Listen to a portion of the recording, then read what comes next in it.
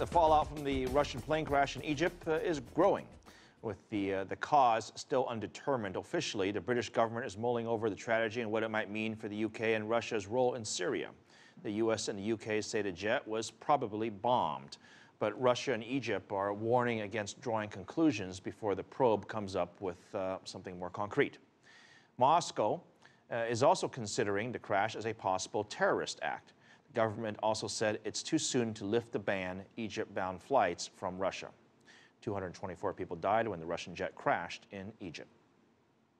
Now, a Dutch tour operator claims it raised safety concerns about security in Sharm el-Sheikh last year. The Dutch airline cautioned against travel to the region after a car bomb killed 4 tourists last February. The Dutch government advised its citizens to leave when the warning was downgraded a month later. Corridon was the lone holdout, refusing to resume operations in the area. Now, tragedy and tourism do not go hand in hand.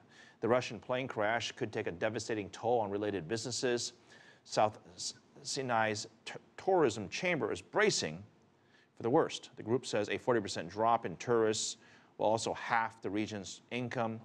Tourism has been a bright spot for Egypt's economy. It's been known for its resilience in the face of tragedy and challenges.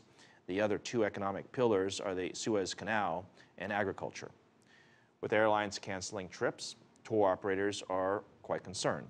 Russian media outlets say tourism officials believe there are around 50,000 Russian tourists planning to visit Egypt. If they decide to cancel and refund the tickets, it could bankrupt countless Russian tour companies. The crash is the latest in a string of challenges for Egypt's tourism industry. It's having its biggest impact there. The crash came as the industry was just starting to pick up. Yasser Hakim explains.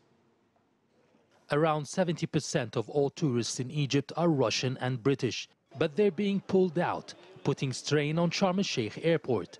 The exodus is a terrible blow to the tourism industry. If we have had 2 million tourists in October, we were hoping in November they go to 2.5 or go to 2.2 or whatever, so we're always heading for a bigger number. We might be going back again to start from scratch. A slump in Egypt's tourism fortune isn't new, though. It's happened before, in 2011, 2013, and now 2015. We should encourage the Egyptians who live abroad to come in Christmas and New Year with their friends, with their relatives. We should give them some privileges for doing this and lower the accommodation, give them good prices in hotels, give them good deals on airplanes and things like this. This way we guarantee a flow of foreign currency coming from abroad. Egypt's economy relies on tourism for much needed foreign revenues. But the problem is that tourism's sensitive to any political crisis and cannot be depended upon in tough times. That's why experts are calling for other alternatives to sustain the economy.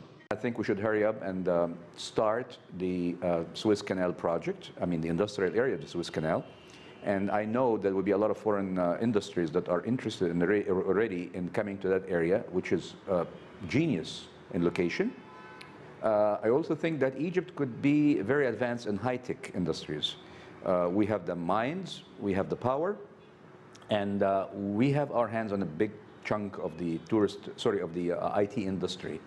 So diversification and better security are needed. Foreign reserves are low in Egypt at the moment, so any government plan needs to be implemented fast. Yasser Hakim for CCTV, Cairo.